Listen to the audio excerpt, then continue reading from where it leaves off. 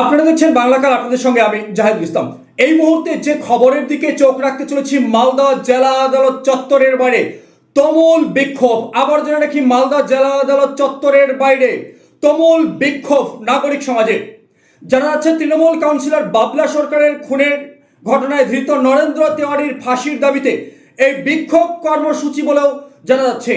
বিক্ষোভকারীদের দাবি, নরেন্দ্র তেওয়ারি জেল থেকে মানুষকে হুমকি দিচ্ছেন বাবলা সরকারের হয়ে, যাতে কেউ মুখ না খুলে। এর ফলে কিন্তু আজকের এই বিক্ষোভ কর্মসূচি বলে। চলুন শুনে নেব আমরা বিক্ষোভকারীরা কি জানাচ্ছেন সংবাদ মাধ্যমের মুখোমুখি হয়ে।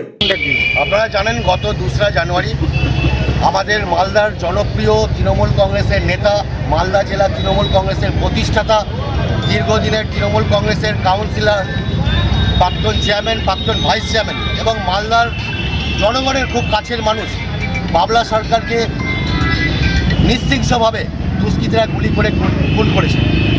আজকে তার গত 2রা জানুয়ারি থেকে আজ আমাদের 11ই মার্চ, এতগুলো দিন হয়ে গেল। তার যারা মূল চক্রী এবং খুনি নরেন্দ্রনাথ তেওয়ারি সহ তার সহযোগী, তাদের এখনও পর্যন্ত কোনো রকম পানিশমেন্ট হয়নি। আমরা চাই অবিলম্বে নরেন্দ্রনাথ তেওয়ারি সহ তাদের সঙ্গে যারা সহযোগী ছিল তাদের প্রত্যেকের তাদের ফাঁসি চাই। এই দাবি নিয়ে আজকে আমরা মালদার এই কোর্ট চত্বরে আমরা বিক্ষোভ প্রদর্শন করছি। আমরা 22 নম্বর এবং এলাকার বিভিন্ন মানুষেরা যারা স্বেচ্ছায় আমাদের এই মিছিলে যোগদান করেছে। আজকে কি প্রোডাকশন ডেট আছে?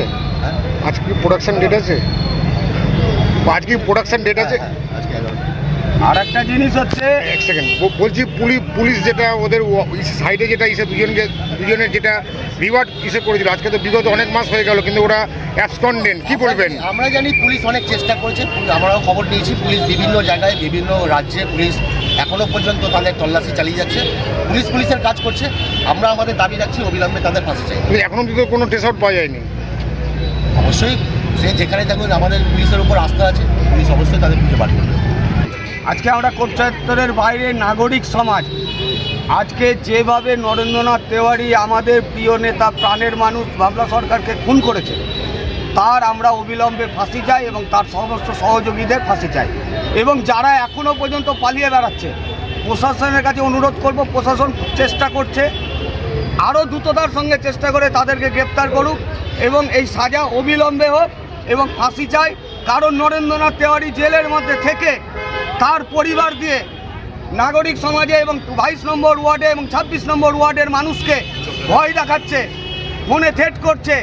উনি যদি ছাড়া পেয়ে যায় তাহলে ওখানে রক্তগঙ্গা বইবে, মানুষরা শান্তিতে বসবাস করতে পারবে না। তাই আমরা চাই সেই প্রকৃত দোষী নরেন্দ্রনাথ তেওয়ারিকে অবিলম্বে ফাঁসি দেওয়া হোক। জেলখানায় ফোন পাচ্ছে কি করে? জেলখানা থেকে ফোন না, তার পরিবার ফোন করছে, যারা এই আন্দোলনের সঙ্গে সংগঠিত তাদেরকে ফোন করছে, তার পরিবারের লোকজন প্রাণে মারার হুমকি দিচ্ছে। যাদেরকে ঠেট করে তাদের বিরুদ্ধে কোনো থানায় কমপ্লেন করেছে? অনেকে থানায় কমপ্লেন করতে সাহস পাচ্ছে না। তারা আমাদের নাগরিক সমাজকে জানাচ্ছে, আমরা সেই জন্য গর্জে উঠেছি। আজকে কি প্রোডাকশন ডেট আছে? আজকে প্রোডাকশন ডেট আছে। কি অনেক দিন তো হয়ে গেল, এখনো অবধি কোনো। আমরা সেটাই জানতে চাইছি প্রশাসনের কাছে, কোর্ট মহাশয়ের কাছে আমরা জানতে চাই কি স্ট্যাটাস আছে।